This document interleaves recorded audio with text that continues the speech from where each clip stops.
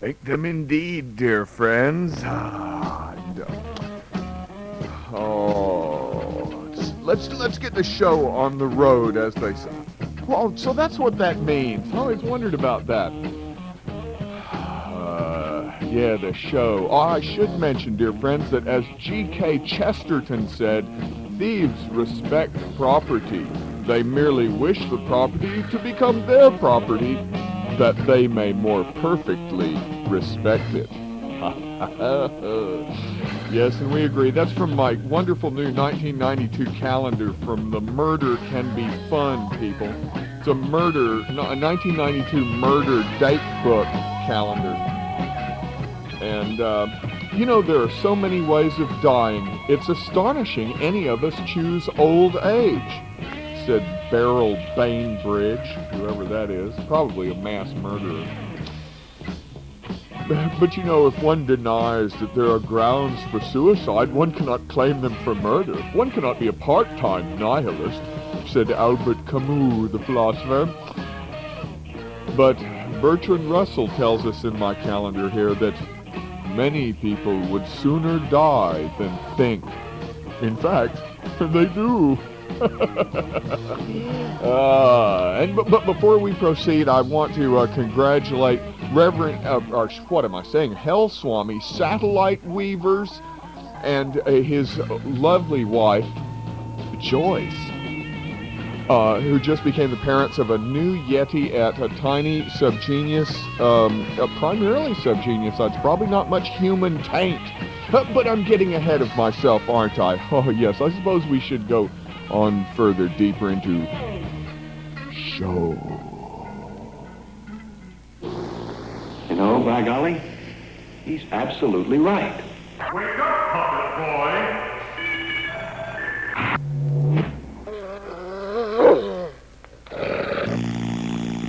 Unbelievably big sea monsters. Sea, man-eating bugs, bigger than buildings. A spectacular adventure on the angry Genius Hour of What? A Mother Nature gone berserk, striking back at the industrial society that has exploited her. We must stop it. Mankind hangs in the balance. It's just crazy enough to work. Oh, Jim, don't make me relive that nightmare. The Subgenius Hour of What? Clean, aristocratic, modern styling, truly distinctive. There it goes, a little scuffed, but basically undamaged. Please, let me out! Let me out! Let me out! Let me out! Let me out! It doesn't look good. No, sometimes I think all North Americanos are crazy. If he's dead, you waste your money. If he's alive, maybe you'll be sorry you find him. Now I tell you what I believe. This beast exists because it is stronger than the thing that you call evolution. In it is some force of life, a demon driving it through millions of centuries. It does not surrender so easily to weaklings like you and me. Look, we're not paying any jokes. No joke. Bob is Well, no I'll joke. try to explain it to you. Sometimes a species gets isolated in time. If the conditions are right, it reproduces itself without change, skipping a chapter of evolution. That's us. Way back, there must have been some major link between Bob? human and terrestrial life. It's just possible that this is it. This show. Well, that's all there is to it. That's it. And that, kiddies, is our fairy story for tonight. Oh, I'll sleep fine. No imagination. Kill him. Do not think that you are the lucky one to go on unscathed. Germs know no distinction between one man and another. Yeah, no kidding. And my computer won't pick up any of those germs. No, sirree. Well, I got me a new computer for Christmas. Isn't that wonderful news to y'all? Oh, and, you know, by the time the out-of-town listeners listen to this tape, the Stark Fist of Removal will probably be printed. Not mailed.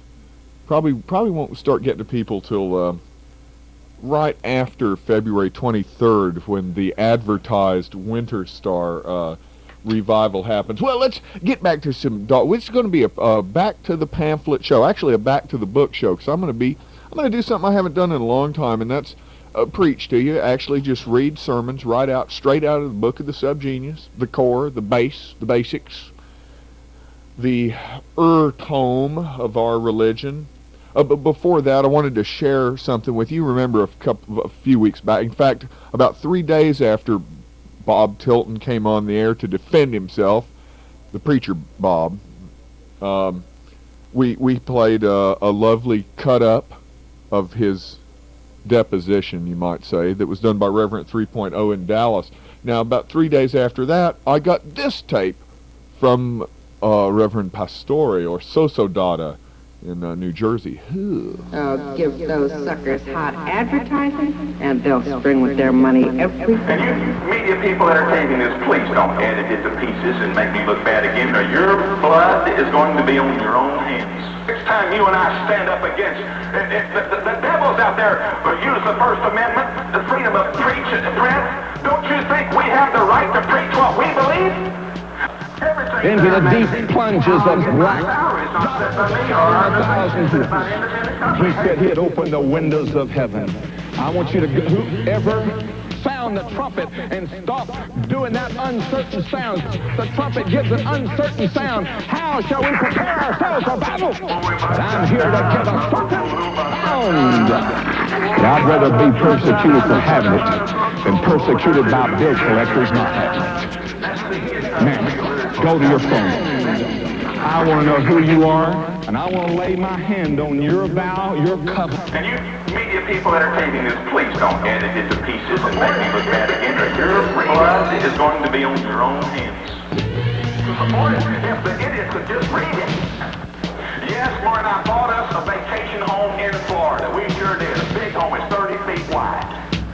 And I don't like golf because it aggravates me chasing that golf ball all over the golf course and trying to hit it straight, and it stresses me more out than it does than when I don't play it. So I just soon pitch where there are pitch. And I bought a boat, and I'm making payments on the boat, and I'm making payments on the house, and that information was stolen out of the bank. What are we doing? I never preached poverty to you. I said God will provide you with the best, and I'm not supposed to. I can tell you can have the best, but I ain't supposed to have nothing. What are we doing? What are we doing? Well, obviously we're spending. We're under investigation by the staff. But I'm here to sound. She says, look, Bob, it was so good to look at that ticket, and I showed him the ticket after I found out who he was, that we had bought those tickets personally ourselves and upgraded them with our advantages miles. He didn't say none of that stuff. What did they do? They got a hidden camera on the airplane, and he came and posed to me. Then he said, excuse me, are you officers? Cowboys and Indians were never like this. Gun empty. Yeah, bang, bang. Aborted fetuses that we rescued. Huh? Immortality. Well, extended life. Greatly extended. Yeah, we can have waves of freeze-dried old folks living in Miami Beach. Well, I mean, who are you kidding? There are too many people in the world right now. Death is nature's way of making room for someone else. Einstein, Bertrand Russell. Einstein could have finished his theory. Hitler could have finished his. Mozart, Young, Stravinsky. Genghis Khan. Charles Parker. Shakespeare. Gandhi. Fatty All right, so who's to live? This is worth much more than any one man, even him. If we were going to hurt him, which we're not. He's a man, not a specimen. A 40,000-year-old man who can teach us about ourselves. You can't take him apart, punch him full of holes, and drain all his fluids. That's our best chance of keeping him alive. We have to study him in order to save him. But now you can't keep him sedated forever. He's got to wake up, then what? We'll show him. What are you getting at? Oh, man, can't you see it's all ours? We don't go back to Durango at all, Savvy? Not at all. I don't follow you, Dobbsy. Oh, don't be such a sap. Where did you ever grow up? All right, to make it clear to a dumbhead like you, we take all his goods and go straight up north and leave the old jackass flat. You aren't serious, are you? You don't really mean what you're saying. He Dobbs don't say nothing he don't mean. You want to take it all for yourself and cut me out. No, Dobbs. I'm on the level. For a long time, you had it in your mind to bump me off at the first good opportunity. And you'll have a big laugh, won't you? Thinking how dumb the old man and I were. Was I right, or was I? You and your Sunday school talk about protecting people's goods. You. Come on, stand up and take it like a man. Now, I want every bit of evil placed in here. About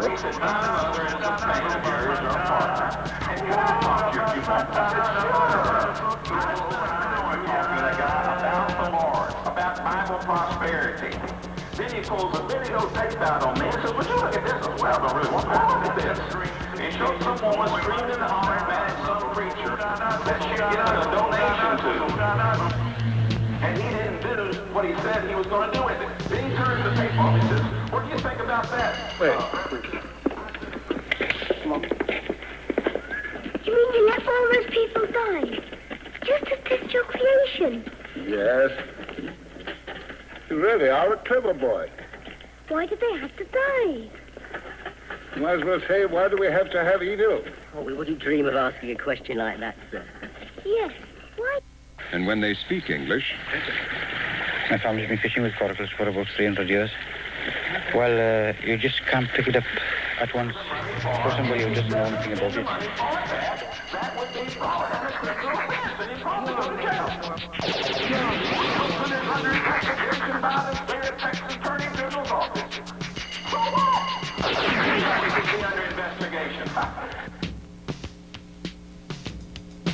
You're around, brother. You know what, I'll tell you, I'm not going to say it because they just quote me on this, but I was going to tell you what it feels like to have people do what those people do, but I'm not going to tell you what it feels like.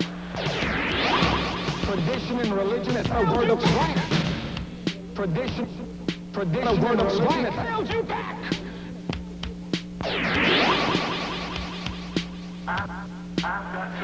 They lied about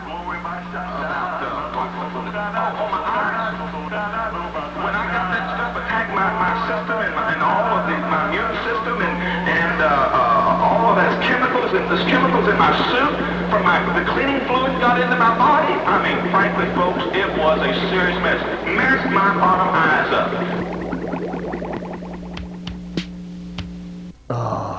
Yes, a little bit of So-So Dada's Tiltin' a Go-Go, intercut there with some older Subgenius Media barrage. Ah, yes, dear friends, because we love you so much.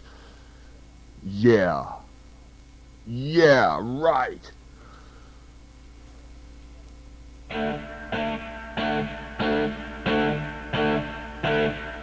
Look around you and face it. It's been obvious for a long time. The world is composed mostly of jerks. All kinds of ignorant, dangerous, thoughtless louts are in positions of power, respect, and influence, while some of the bravest, most capable, and most deserving people you know are forced to waste their talents slugging it out in a thankless cycle of brain-breaking labor and mental paralysis. Checks and balances? Ha! What a joke! There are none, dear friends. To think the system will improve by itself is a pipe dream.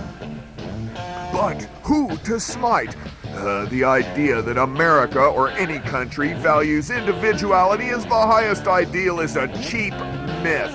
Everybody's an individualist. Oh yeah, but they don't like individuals. Perhaps in simpler times it was true, but no modern industrial death culture can really afford a population of unpredictables.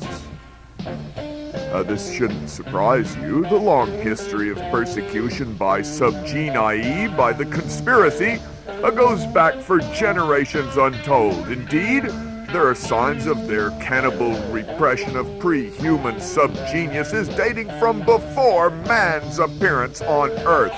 All of civilization's painful and misguided climb up from the primeval slime and its subsequent loss of slack, and of any class at all, has been indelibly marked, nay, entirely motivated by the aeons bridging conflict between the conspiracy's mindlessly fraidy cat, witless principles and the superior, ethnically all-embracing races of latent subgenii. You should know this. you were and will be there in the before life. Now remember, a subgenius isn't a member of any organization. It is a life form. Dobbs' consciousness isn't a philosophy or a game plan. It's the main quality of an entire species that has always been here but has never needed a name. Things have never been this bad before. If we don't start recognizing it, we won't notice when they finally destroy it. Now, the conspiracy formed the background of your entire life. It is inner conflict. It is your inferiority complex or your delusion of grandeur. It is nervous tension, the habit of worry. It is your darkest, most debilitating fears, and it's what keeps you afraid, what makes you scared to walk home alone at night. It is the very reason for all your problems. It gave us the current spate of escapist sci-fi fantasy movies to ready us for the real sci-fi horrors that they are planning. If they can keep us seeing it as a big cowboys and aliens game, then they can keep doing it. They've got most people looking forward to turning the entire Earth into one big shopping mall condo complex. They let the 3 major networks get so bad that you can't wait for 87 channels of cable narcotics. Then, when the next step comes and your TV watches you won't mind. One of their very most effective tools is techno-boredom. What passes for fun among mediocritans is deadening false role-play pap to a subgenius. They bury the alternatives. You hear me, you computer geeks? They're also guilty at... expert, dear friends. They're also expert at guilt manipulation. A long, long time ago, they invented the labels of success and, quote, failure, unquote, as opposed to good and bad, and made them stick. And that gets you to sacrifice irrationally. If you don't go along with every trivial request they make, if you don't try to carry the world on your back, both of which are impossible, you're supposed to feel like you failed somewhere. Like when I stumbled over those words just a paragraph ago. Don't be a businessman on a cross, dear friends. Bob says we should stand firm and fight for our right to fail instead of forever beating our heads against a brick wall they set up for us. If you can't whoop it, go down, as that great wino said in Buck's Tabernacle. Move on to other things. Relish your mistakes. We seek a perfect laziness, a perpetual motion lifestyle of work play. As long as those cage men and box dwellers run this planet, its economies and ecologies face certain extinction. We must rise to our rightful places, grip the reins of evolution, and with our outsiders' warped knowledge, wrench human culture out of its subliminally programmed mental slumber. Our one-world religion is the only sane alternative to their totalitarian one-world government, which would eventually produce a no-world government. That only in recent years have we recognized our own sovereignty demonstrates both how vicious their efforts have been at denying us slack and how near our race is to triumph. You can tell they're running scared. At first, the controlled media attempted to ignore us. They assumed our movement would just fizzle out. They thought it was a joke. One can't really blame pinks for being unable to see the church as anything but a paranoid fantasy, considering the hopelessness that's rammed down their throats. But then they turned to smear campaigns. You've heard the pathetic bleatings of the Citizens for Normalcy and Bob Black. You've heard the pathetic bleating of the fire bombings of the subgenius fist temples by the middle-of-the-road terrorists, and you've seen them increase the insipidity level of primetime TV. All of this is ultimate proof that Jehovah One not only has promoted the subgenius as his special tool, but has simultaneously pulled their strings, making them endarken themselves with their hereditary ignorance and superstitious witch huntery. Both sides are pawns in his bigger game, his fissioning of history into binary war equations. We're living in a controlled media blackout. Everything we read, see, and hear is censored, including this sentence. And for good reason. If people knew the truth, they'd panic. So face facts. Wise up. Snap out of it. You're fooling yourself if you think this society, this Western Civ tinker toy cage of overpopulation, is going to last another 40 years. They've done things to the atmosphere, the oceans, and the Earth's magnetic field that you don't know about. Notice the funny weather lately? Things are going to get a lot worse before they get better, pal, and any person, place, or thing that tries to tell you otherwise, whether on TV, radio, or as a voice in your head, is part and parcel of the conspiracy around a conspiracy, and the mega conspiracies that spiral well beyond this planet, in nets of covert manipulation. Oh yeah, the TV news leaves out a few facts here and there. Did you know that half of the doomaflotchies we call UFOs are entirely terrestrial in nature and are ridden not by moon men but by humans? It's the ancient leadership sector of the conspiracy, the insiders who serve the elder gods and whose technology is so advanced that not even the Trilateralist Commission knows how to handle them. You knew that any president is just a frontman, a PR hyena set out to catch flack and muddy the real issues, which concern survival, not politics. But do you know who pulls his strings? Oh, all that right-wing stuff about the Council on Foreign Relations is true enough. The world is run by rich, old, ugly white men, but they're just the plant supervisors of this hell factory Earth. The American system, plus the soon-to-be only other one, the Russian system, is only partially ruled by these various billionaires, petrophiles, these bankers, media kings, corporate potentates, and even a few politicians. They're Caucasian power jackals, all right, but at least they're human. Thank you. Thank you. But does that all sound too good to be true? Are you wondering how a phony new religion that somebody just made up can put forth such preposterous claims? Well, all religions were new once, and because the folks who made them up didn't have the vision, foresight, or ingenuity to do much more than dress up the old order in a new uniform, doesn't mean we have to constrain ourselves in like manner. Humanity is ever on the march, and the ones who don't grow and change are left behind, staring at their TV sets through an alcoholic haze, trying to forget that they have a job to do. It doesn't require the slightest bit of intellectual acuity to parrot the neatly packaged phrases peddled by the blame cults, to sit and whine about the impossibility of constructive action and peaceful coexistence because of the capitalist system, the patriarchy, the international bankers, the communists, Vatican, alien brain implant rays, or what have you.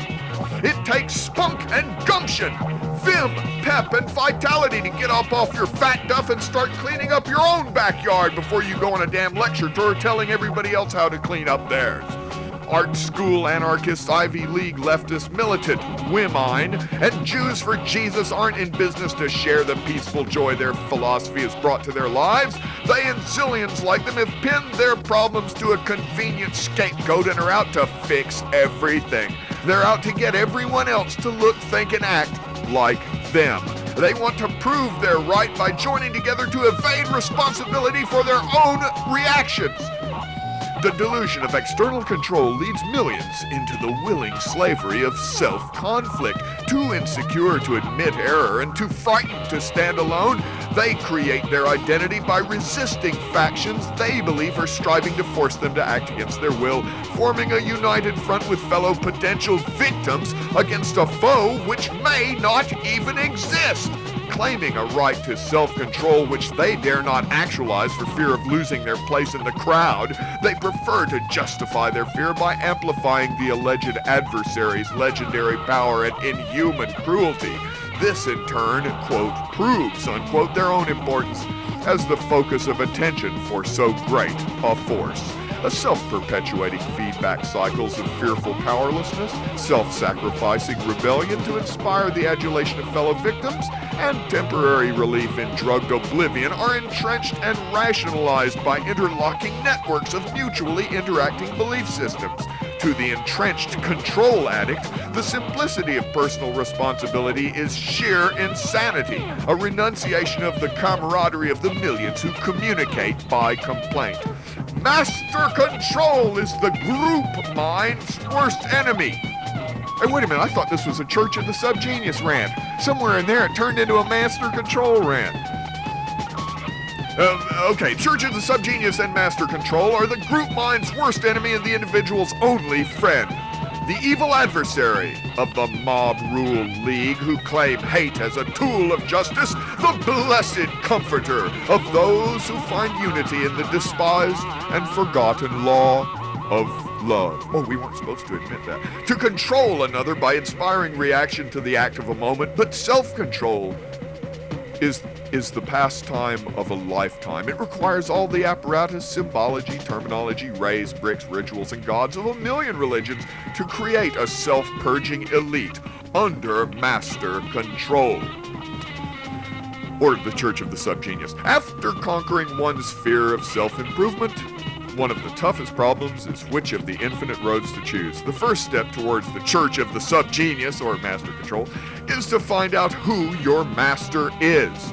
Only one foolproof brain implant system provides all the tools you need to gain perfect self-mastery. Only one, well, two, genuine miracle sciences of ancient knowledge encompass all teachings of past sages and prefigure the teachings of sages yet undreamed of. Only one system of self-discipline and thought control can provide the answer you have been looking for. Act now. Don't let one more moment of perfect satisfaction pass you by. Begin today to let the wonderful new you shine through.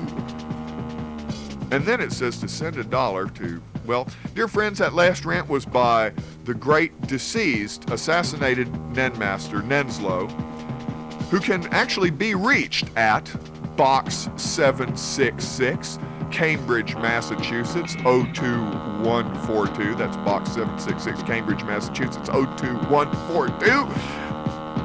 Because that was a whole mixed up little rant there between Master Control and the Church of the Subgenius. The Church of the Subgenius being the one that you can reach at the other box number, the great number I'm about to give. Yes, the number which is, got that pencil ready, dear friends? It's Post Office Box 140306 in mighty Dallas, Texas. 75214.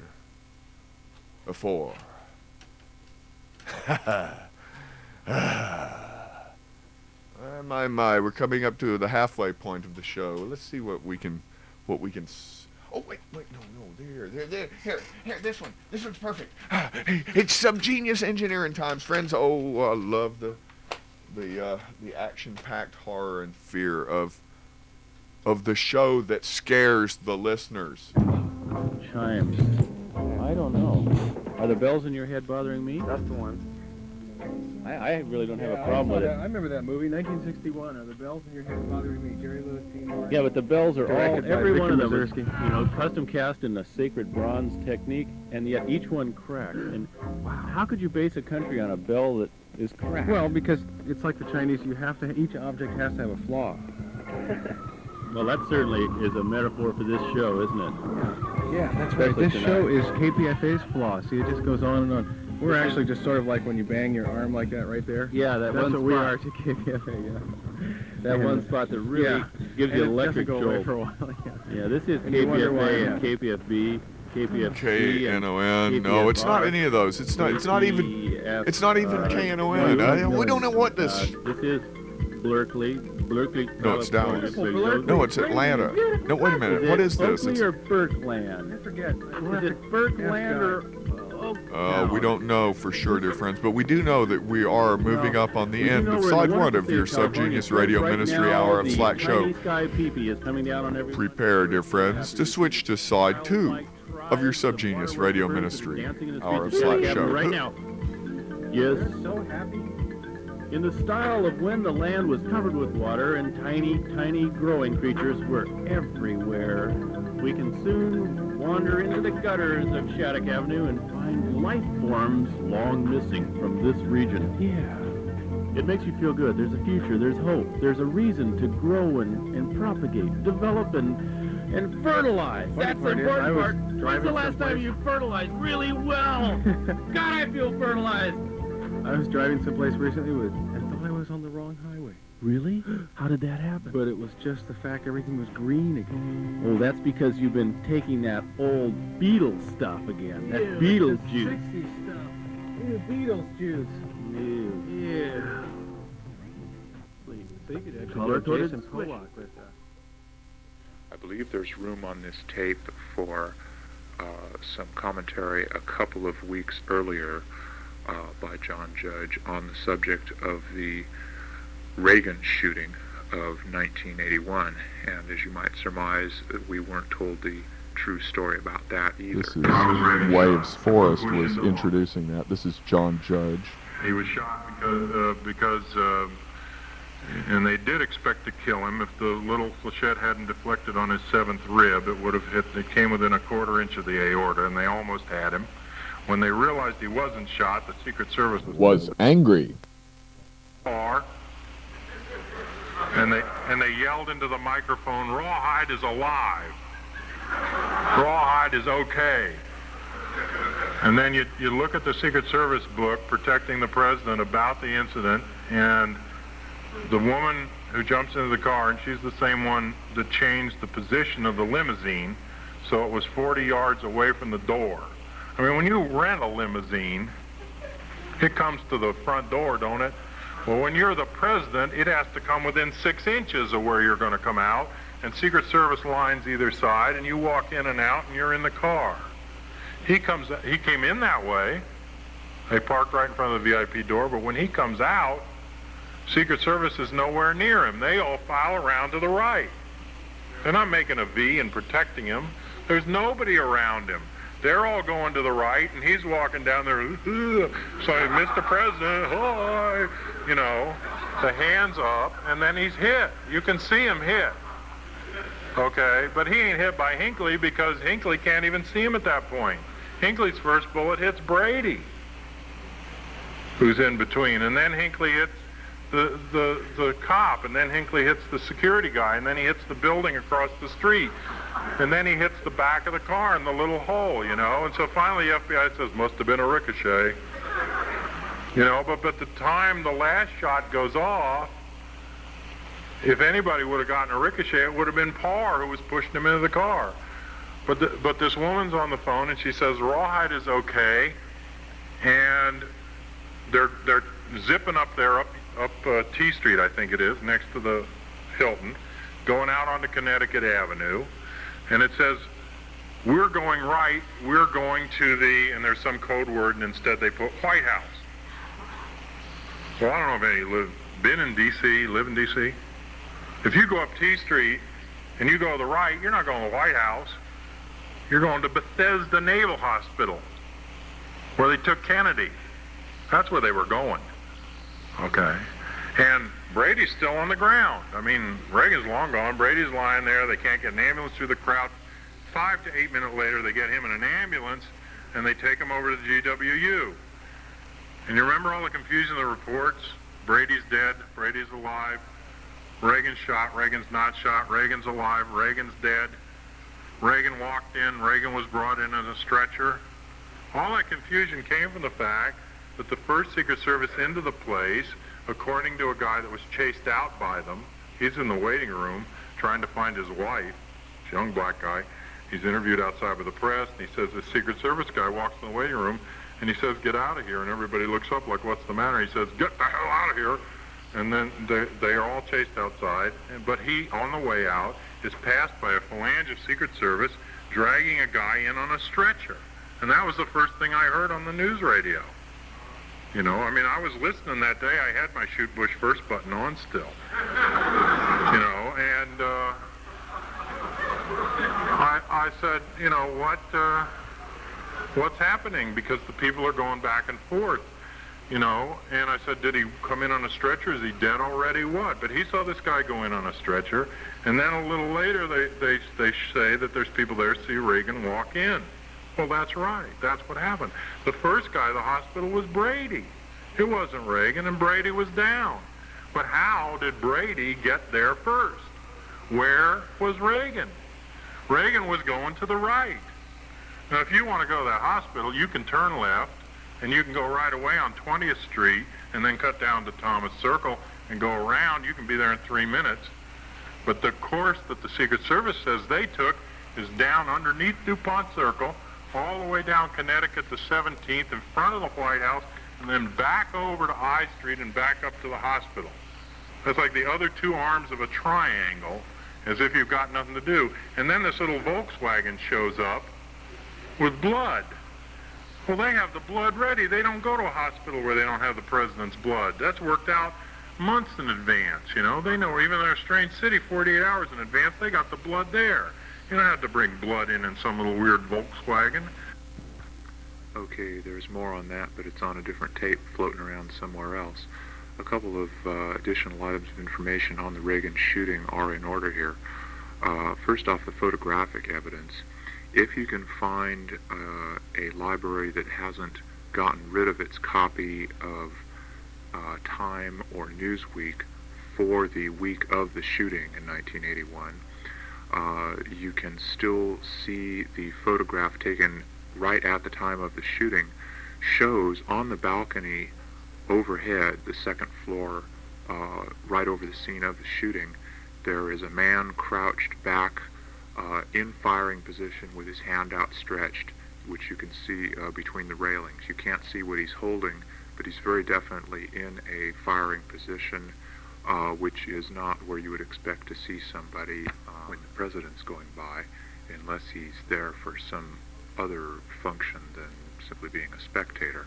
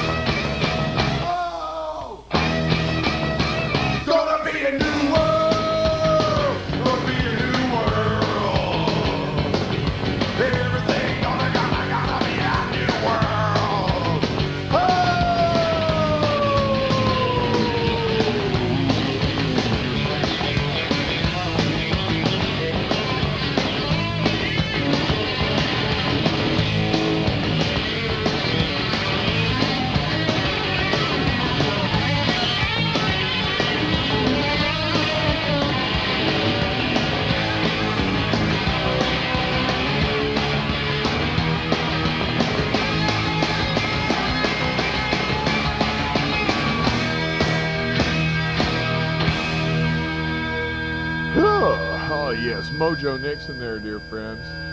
A beautiful thing. But did you know? It was a flechette that hit Reagan, not a bullet, or it would have knocked him off his feet as the other shooting victims were.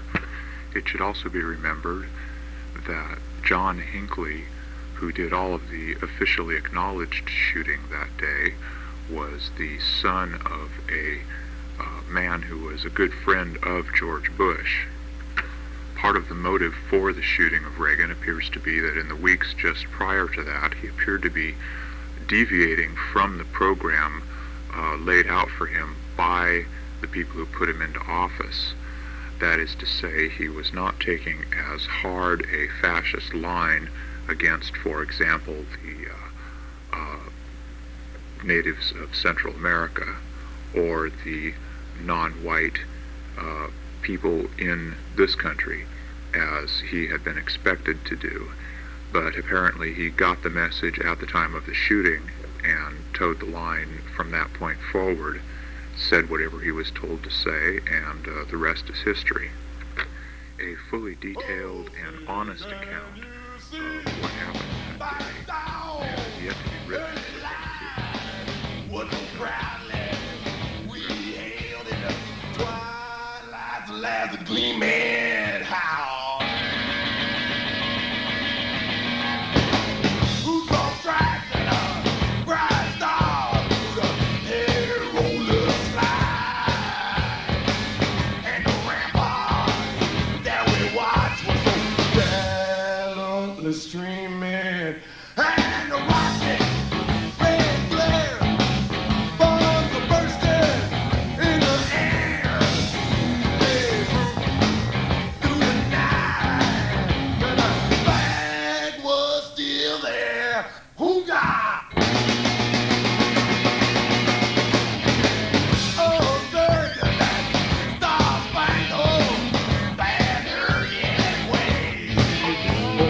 Land of the free and the home of the world. Strike to it, hit it, play on, let's rock.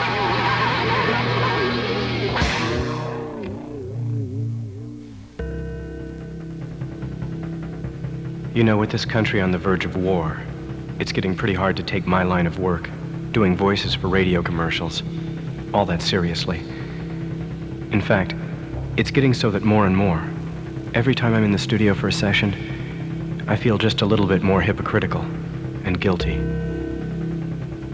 It's like I'm part of this massive conspiracy to lure unsuspecting people into spending all their money on image-enhancing products that in reality they little need nor ill can afford.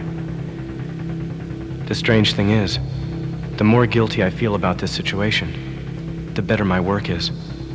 My delivery has improved tenfold since the Iraqi crisis. I work 4 or 5 times a week. I've even upped my rates. Just think what would happen in the event of an all-out war. Thinking about it almost makes it worth thinking about.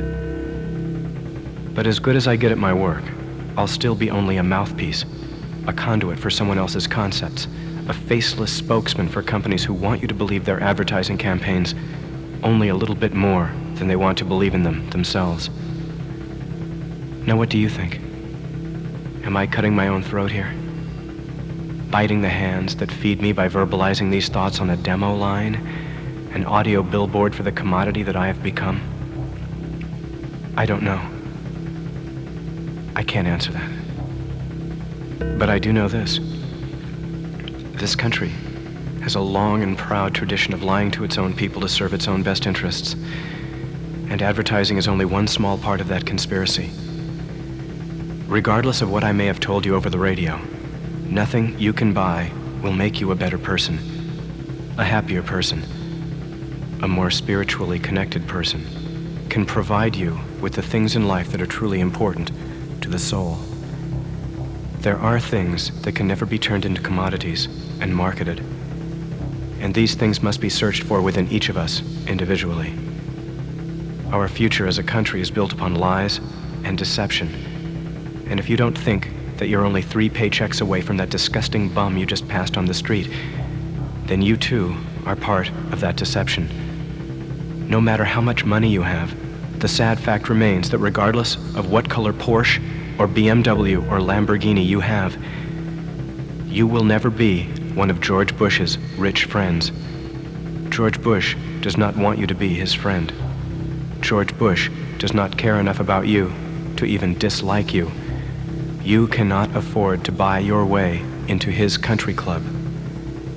It does not matter if you're a slave in the fields, or a slave in the office, or a slave in the big house on the hill. You're still a slave, and at best, a middle management slave, prodding and whipping and abusing those beneath you in a desperate fervor, praying that you will suddenly find yourself a part of that inner circle. Believe me, you will be dead long before you get close to that inner circle, and you will be replaced the very next day by yet another well-groomed, well-oiled, eager, well-meaning, brown-nosing slave. This year's model. Recently, we observed the imploding of communism in Eastern Europe. Now, what do you think brought all that about? Was it because the communist system was flawed and doomed to collapse from its very inception? No, I don't think so. I think it was because of the ineffective, greedy, myopic, and insensitive bureaucrats who were charged with the responsibility of keeping the machine running. Interesting parallel, don't you think? They're not all that different from the ineffective, greedy, myopic, and insensitive bureaucrats charged with the responsibility of keeping our machine running.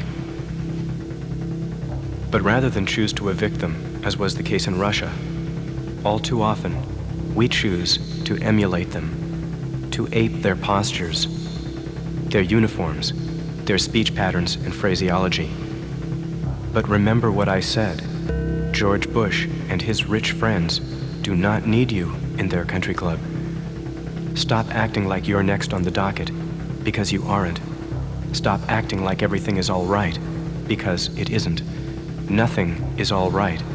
And if you can look around you at the state of this country and not secretly admit to yourself that our system is just as vulnerable as theirs, and that their dominoes just happen to fall first, then either you're truly one of George Bush's rich friends, or else you're truly ignorant. And all I know is that George Bush's rich friends probably would not be calling this number to hear my demo line. It's the top 3% who really call the shots in this corporate fiefdom we lovingly sing to in all of those patriotic songs.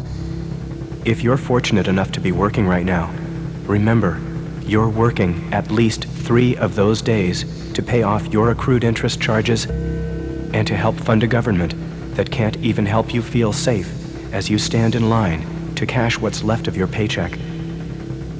That 3% at the top, the real inner circle, is bleeding you dry.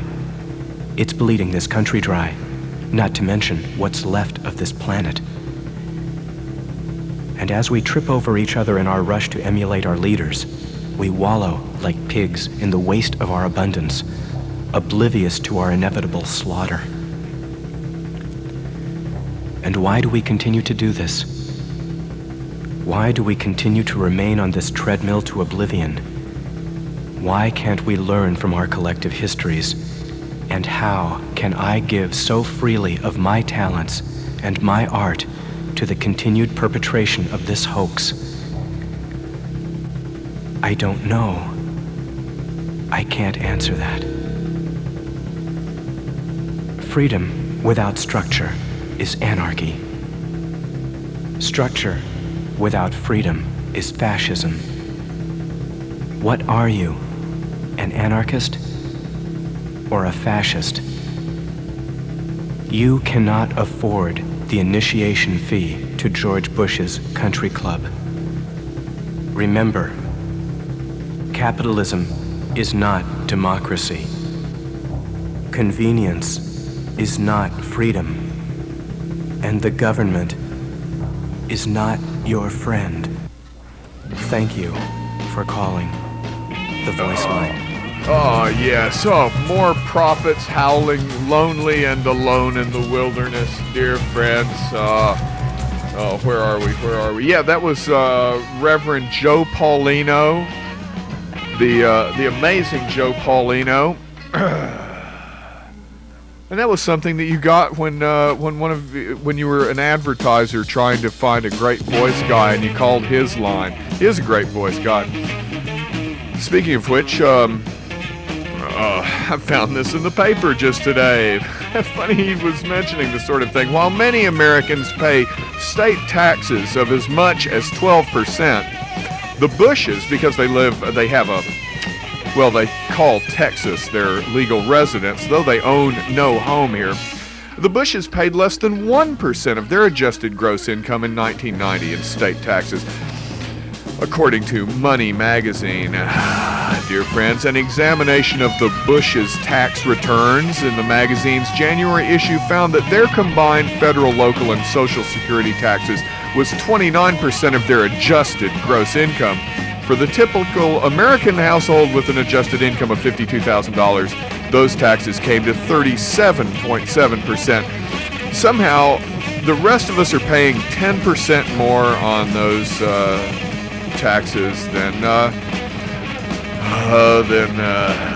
good friends. But you know, dear friends, there is hope. There is to be hope. There is a way out. One way, of course, is we don't want to give anybody any wrong ideas, but the other way is the Church of the Subgenius, which you can write to for free information, dear friends. I'm going to give that box number again, and that number is Post Office Box 140306, Dallas, Texas 75214. You can find out more about the Book of the Subgenius, which we were reading to you from earlier tonight. And friends, what can I say? It can be depressing, it can be horrible. We all have to go to work in the morning, but by gobs, as long as slack cannot be bought and sold, the conspiracy cannot win.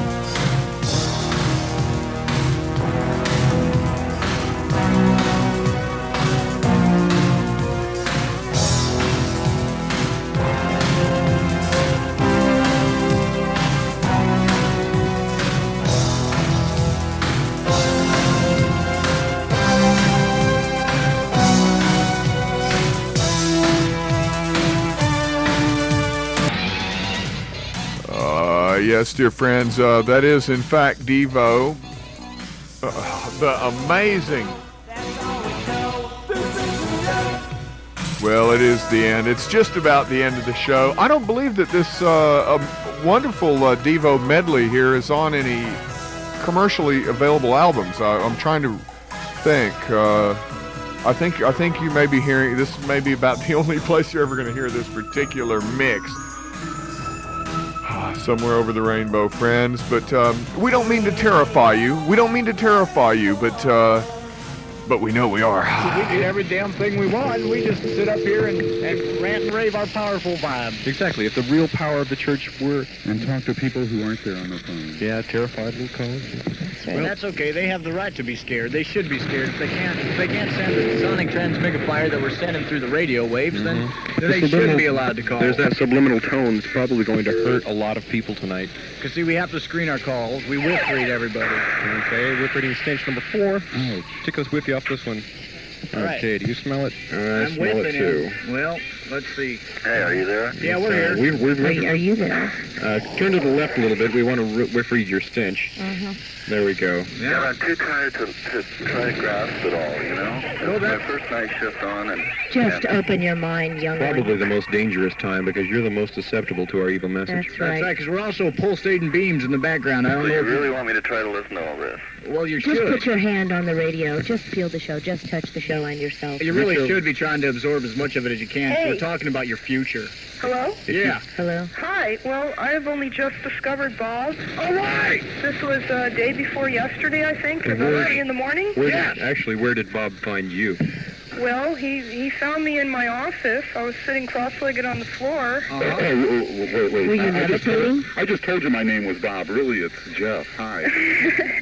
Well, listen, I moved to Negative Land quite some time ago. Praise Bob. And it was our national anthem, Christianity is Stupid, playing in the background of your show that caught my attention. That's right. And first opened my heart to Bob. Yeah. So I guess I'd like to annoy you with a request. If possible, you could play just a tiny bit of that song. Since then, you've begun jamming mobile, and she's attempting to jam our mobile. So we're going to need, I think, a bit of church dogma before we can really respect your request. We want to know, how has Bob affected your life? I sense a patronizing tone. Well, you know, is it true that somebody walked into your office with dark glasses and a briefcase? Yes. And, hassled you? Yes. So- It happens to us. So they come to our houses and they go through our mail. That's why we had to get a P.O. box. It's true. That's why we don't use our real voices on the air. That's why we have to come up with fake names. They're after us. That's right. They did come to the studio tonight, and they I think did we're confusing. confiscate half the material for the show. You think that whole coup d'etat over there in Russia, had nothing to do with the Church of the Subgenius? Well, you're wrong. Yeah, they said New World Order. Use the young lady. Don't overwhelm her all at once. I'm sorry. It's just, it's the way I feel. When people are doubting That we're getting hassled by the conspiracy dupes, then I gotta set them straight. Anyone associated with this Church of the Subgenius ends up getting watched. See, because they're so afraid of the power that we possess. I mean, this thing's nationwide. This thing's worldwide. I think this guy dropped by my house this other day. He was trying to sell something. It seemed to be a large folded piece of fabric with blue and blue stars, white stars.